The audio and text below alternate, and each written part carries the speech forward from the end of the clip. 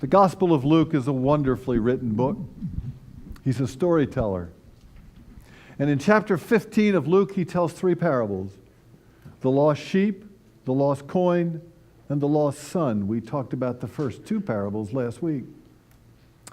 And then I think what Luke does, and the third of those parables, the lost son, is connected with the first two, but it's also connected with the two parables in Luke 16. In the first parable, the parable of the prodigal son, the guy squanders his living. You know the story as well as I. In the third of those parables, it's the story of the rich man and Lazarus, who squanders his living by not noticing Lazarus at his gates. In the middle, there is this text before us, maybe the most difficult of all the parables of Jesus to understand. The parable of a man who is squandering his living and somehow turns it around and goes in a little bit different direction. There was a certain rich man. He had a household manager who was reported to him having squandered his possessions. He summoned the manager and said to him, "What is this I hear about you? Give an account of your administration, for you can't continue as my manager." The household manager said to himself, "What should I do? Now that my master is taking away from me the administration of the household, I'm not strong enough to beg. I'm not strong enough to dig. I'm ashamed to beg. I know what I'll do, so that when I'm removed from management, people will receive me into their homes." He summoned each one of his master's debtors and said to the first, "How much do you owe my master?" And he said, 100 measures of oil. He said to him, "Take your bill, sit down quickly, write 50. Then he said to another, "How much do you owe?" And he said, 100 bushels of grain. He said, "Take your bill, write 80. The master praised the wicked household manager because he acted cleverly. Any questions? Indeed, the children of this age are more clever because of their own generation than the children of light. I say to you, make friends for yourselves from the mammon of wickedness, so that when it fails, they will receive you into heavenly tents." The person who is reliable in some tiny thing is reliable in something greater. The one who is wicked in something is wicked in also something greater. If therefore you have not become reliable in your own use of wicked mammon, who will entrust you with the genuine thing? And if you have not become reliable in what belongs to another, who will give you what is your own? No household servant is able to serve two masters. Either a person will hate one and love the other, or he will cling to the one and despise the other. You can't serve God and mammon. Yeah. The gospel ends here. Please be seated. Join me in a word of prayer.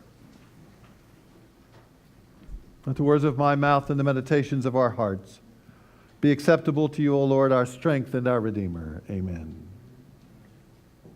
Apparently, Sam was doing a lousy job of managing his possessions. Maybe he was spending more time on the golf course than he was with his grandkids. Maybe with his 6-figure salary, he should have been given more than $50 a week to the church. Maybe instead of dishing out love and forgiveness and grace with an eyedropper, he should have been using a fire hose. Either way, like the parable of the prodigal son before and the parable of the rich man and Lazarus after, this guy was squandering his living. He apparently decided to do something about it, and that's when the text gets a little complicated. Apparently, he cleverly connected himself with people who would bless him in the future, and then he was honored by his boss for being shrewd. I say to you, make friends for yourselves from the mammon of wickedness, so that when it fails, they will receive you into the heavenly tents. Now let's be clear. Luke Timothy Johnson, who is the professor of New Testament at Candler School of Theology in Atlanta, wants us to remember that in Luke, before this text, Jesus connects heavenly blessings with almsgiving. You can't do one without the other, says Jesus in Luke. Let me read the text. Sell your possessions and give alms. Make yourselves purses that do not age, an inexhaustible treasure in heaven. Apparently, this guy, Sam, decided that he needed to change his life up. And so apparently what he was doing was giving alms, helping care for the poor, and he was blessed even to receive, and this is the troubling part, ladies and gentlemen, even to receive a heavenly blessing. Dave, I thought we were against works righteousness. I thought we were saved by grace. I thought you spent the last 10 years of your ministry saying that you can't buy your way into God's love. You can't earn God's grace. What do we do with this text? Make friends for yourselves from the mammon of wickedness, so that when it fails, they will receive you into heavenly tents. What do Lutherans who have been standing on grace for all of their days, all of our days, what do we do with this text? It bothers us. Yes, this text bothers we Lutherans. Yes, the text seems to suggest that works are commended, maybe even dishonest works. And yes, buying your way into heaven, regardless of whether you use alms, buying your way into heaven is the antithesis of what it means to be Lutheran, plus its lousy theology. I get that. But ladies and gentlemen, the truth of the matter is that in Sam's world and in our world, there are an awful lot of people starving to death. There are people dying in refugee camps. There are people who are forgotten and lost and betrayed and persecuted. And there are people who need good works, need a kind arm, need a good word in order to survive. Maybe it's worth a little bad theology if somehow it would remind us that we are to be caring for the Lazaruses by our gates. Maybe a little works righteousness is okay if it helps us not become the prodigal son who wastes his entire life on self-pampering. Maybe Jesus says, giving alms, caring for the poor is more important than good theology. Or maybe even it's the best theology of all.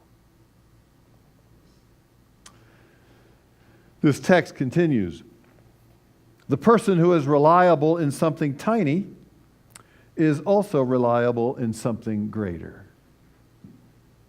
You'll be pleased to know that I checked my calendar this week.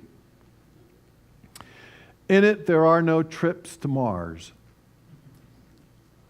No breakthrough in terms of colon cancer screening. No resolution for the thorny issue of illegal immigration. I, this week, will solve no international disputes. I will end no wars. I will moderate no presidential debates. What I will do as a faithful or an unfaithful disciple of Jesus Christ is try and pay attention to the little things in my life. Will I be prepared for the team meetings that I attend and the Bible studies that I teach? Will I love my wife? Care for my family? Will I tell that world out there how much God has done in my life, and will I tell stories of what God can do for them? How about you? What are you supposed to do this week? Feed your neighbor's cat? Give a cup of cold water? Offer a meal? Visit a nursing home? Give a word of forgiveness? A disciple of Jesus Christ is to use their possessions and their lives more and more in accord with how Jesus used his.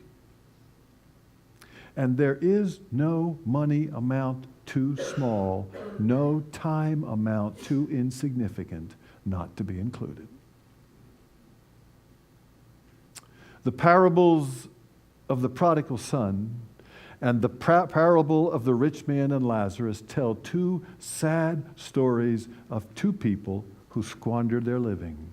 And in between, there's this strange story of a man who started to do that and turned around. My prayer is that we would too.